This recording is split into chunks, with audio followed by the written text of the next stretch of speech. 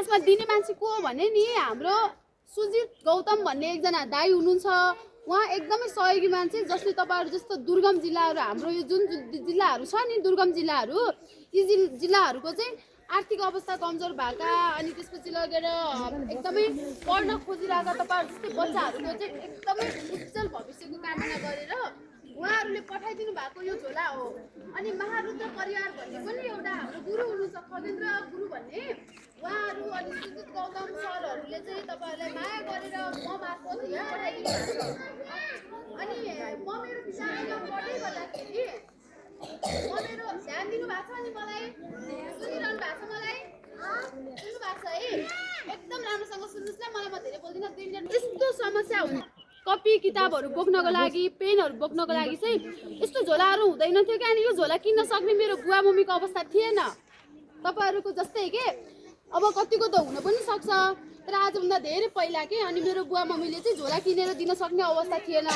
अनि मैले त्यो किताब र कपी अनि पेन चाहिँ कपी यस्तो गरेर समातेर अनि यहाँ बोकेर म जान्थेँ कि। अनि यस्तो म बोकेर पनि जान्थेँ कि, म जाँदाखेरि स्कुल जान्थेँ, पढ्थेँ। अनि तर कति धेरै त्यो अलिकति पैसा हुने मान्छेहरूले अनि पैसाको साथीहरूले चाहिँ त्यो हराइदिने, फालिदिने, चोरिदिने गर्थे कि मेरो साथीहरूले पनि म पढेको स्कुलमा। त्यो समस्या भोग्नु भएको छ कि छैन, मलाई हेपेको भन्ने फिल भयो म आफूलाई पनि।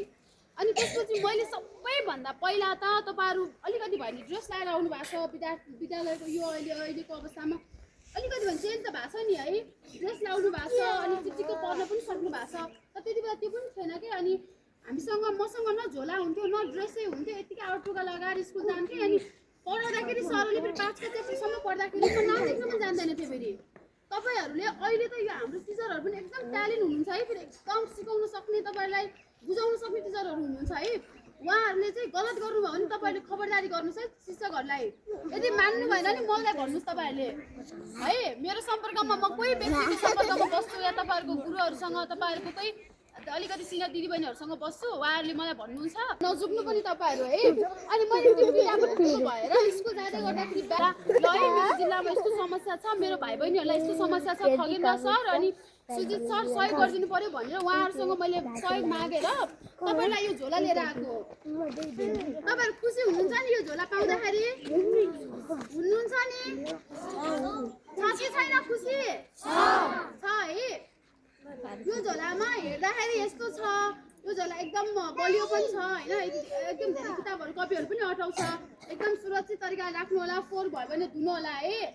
अनि अर्को पटकमा आउँदाखेरि तपाईँहरूले लाउने ट्र्याक सुटहरू अनि जुत्ताहरू या त एकदम धेरै चिसो पनि हुन्छ होइन जुत्ताहरू। अनि म त अहिले खासमा तपाईँहरूको यो अवस्था मात्र बुझ्न आएको हो कि। अर्को पटक आउँदाखेरि सहयोगी एकदमै मनका धनी मान्छेहरू पनि हुनुहुन्छ हामीसँग। अनि उहाँहरूलाई भनेर अर्को पटक तपाईँलाई लगाउने ड्रेस पनि ल्याएर आउँछु म अर्को पटक है। हुन्छ नि? ल आदरणीय सरहरू तपाईँहरू सबैजनालाई एकदमै धेरै धेरै धन्यवाद छ। अनि मैले चाहिँ खासमा यो बच्चाहरूको अलिकति पीडा म आफूले पनि बुझेको छु। अनि म पढ्दै गर्दाखेरि पनि धेरै कुराहरू आफ्नै लाइनमा लाग्ने आफ्नै लाइन म हेमाड गर्छु। नमस्ते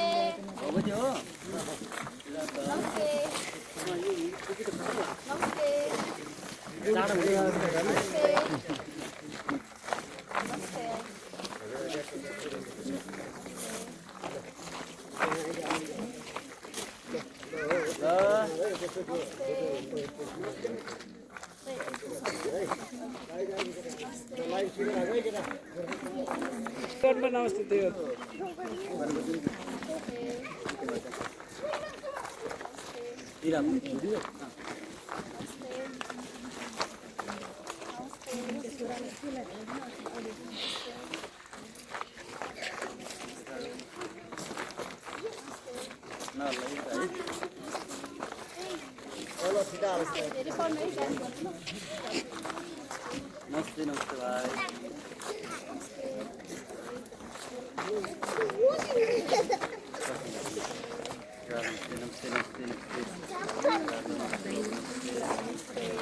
आफ्नै लाइन लाग्ने है।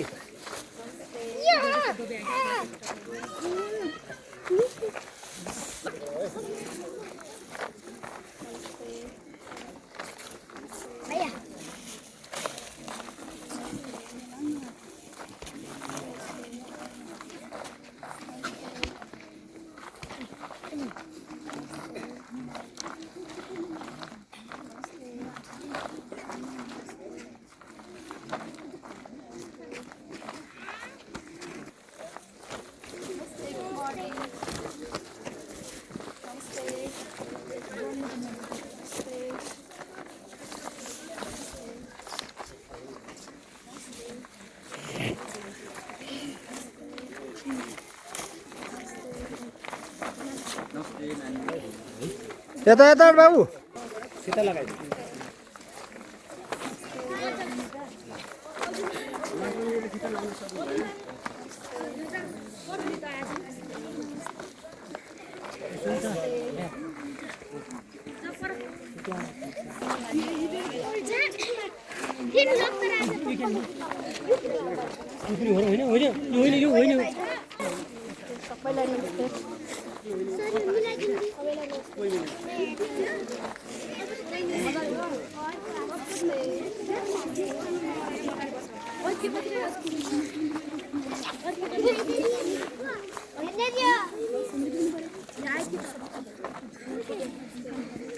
भिडियो बन्द गर्नु नै भइसक्यो रे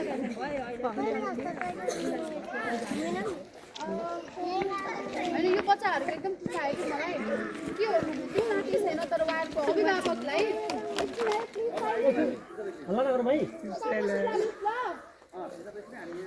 सब बाबुहरू झोला पाएको हो क्यामेराम्यान भाइ हेलो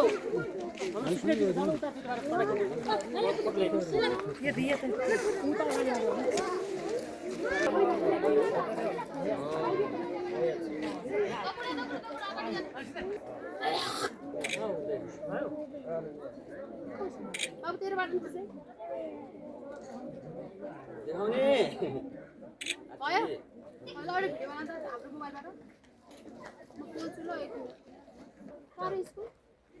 ल नमस्ते सबैजनालाई म जाजरकोटको बारेकोट गाउँपालिका वडा नम्बर 4 जगत आधारभूत विद्यालयमा छु र यो विद्यालयमा एकदमै आर्थिक अवस्था कमजोर भएका 4 नम्बर वडाका सबै विद्यालयका भाइ बहिनीहरू यहाँ आउनु भएको छ र भाइ बहिनीहरूको आर्थिक अवस्था एकदमै जीर्ण भएका र पढाइमा पनि ट्यालेन्ट बच्चाहरूलाई हामीले झोला उपलब्ध गराएका छौँ र झोला उपलब्ध गराउनु हुने हाम्रो आदरणीय सर सुजित गौतम सर त्यसै गरेर महारुद्र परिवारका खगेन्द्र गुरु लगायत महारुद्र परिवारलाई एकदमै धेरै धेरै धन्यवाद व्यक्त गर्दछु र यो स्कुलका र अनि यो बारेकोट 4 नम्बर वडाका विभिन्न विद्यालयबाट यहाँ उपस्थित हुनुभएको छ एउटा वडाबाट 20 जना 30 जना 50 जना जति विद्यार्थीहरूलाई हामीले यहाँ बालबालिकाहरूलाई यहाँ बोलाएर यसरी एउटा झोला सहयोग गरेका छौँ र सहयोग गर्नुहुने सम्पूर्ण सहयोगदाताहरूप्रति एकदमै धेरै धेरै आभार प्रकट गर्दछु यी बालबालिकाहरूको भविष्य हाम्रो हातमा छ तपाईँ हामी सबैजनाको हातमा छ यी बालबालिकाहरूको भविष्य सुन्दर बनाउनका लागि तपाईँहरूले सहयोग गरिदिनु भयो यो यस्तो एकदम दुर्गम जिल्ला भूकम्प पीडित पनि हो हामी अनि भूकम्प पीडित बालबालिकाहरू पनि हुन् जसले अहिले पनि टहरामा जीवन बिताइरहनुभएका छन् भाइ बहिनीहरूले हामी सबैजनाले जाजरकोटवासीले नै टहराभित्र जीवन बिताइरहेका छौँ र यी बालबालिकाहरूको एकदमै धेरै उज्जवल भविष्यको कामना गर्दछु आदरणीय गुरुहरूप्रति पनि एकदमै धेरै धेरै धन्यवाद र अभिभावकहरूप्रति पनि एकदमै धेरै धेरै धन्यवाद थ्याङ्क यू